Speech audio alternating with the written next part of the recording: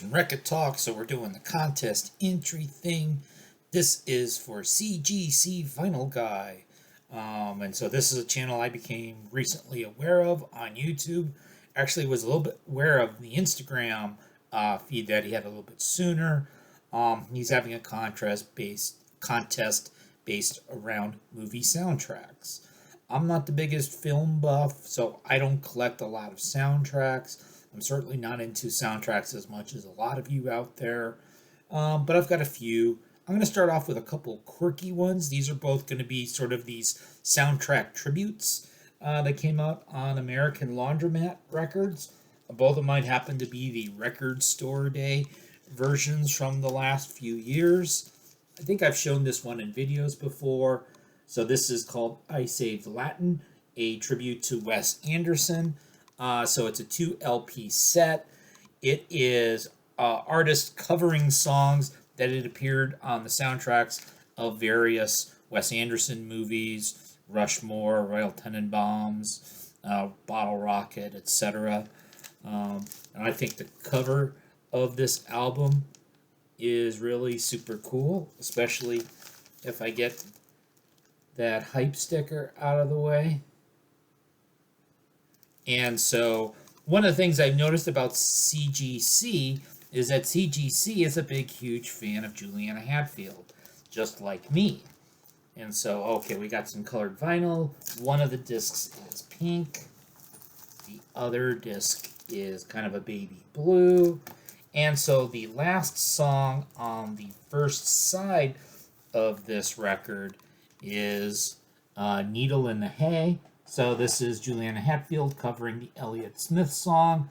The Elliott Smith version had been used on the soundtrack to the Royal Tenenbaums. I believe it was played during the suicide attempt scene. Then another quirky tribute soundtrack, which is kind of an unusual genre, that American Laundromat Records did, was this tribute to Repo Man, and I have the Record Store Day version, which is on, so it looks like clear vinyl. It's actually glow in the dark vinyl. Obviously, I have my lights on while making the video, so you're not going to see it glowing, but you got sort of that road map of New Mexico there. And so basically, the Repo Man soundtrack's one of your greatest punk soundtracks of all time. You had Black Flag, Circle Jerk, Suicidal Tendencies, etc. And so it's the same songs in the same order. It's just that they're all covered. Kind of my favorite on this is Institutionalized by Amanda Palmer and the Grand Theft Orchestra. So her take on what had originally been done by Suicidal Tendencies. You got Black Frank Black from the Pixies, good old Mike Watt from the Minutemen and Firehose, Matthew Sweet. So you got some people on here that are names. I'm going to show a couple other things. So this is one a soundtrack I actually bought after watching the movie, and I really like how this soundtrack, these songs are really all an integral part of the movie. The Train Spotting. A lot of soundtracks, there'll be like a song or two that are tied in with the movie, and then the rest of the soundtrack album is basically filler. But this is not that way at all. So you've got some classic songs by classic artists: Iggy Pop, Lust for Life, and Night Clubbing. Lou Reed with A Perfect Day. Sleeper does a cover of Atomic. You got Brian Eno. You got Pulp. You got Damon Albarn.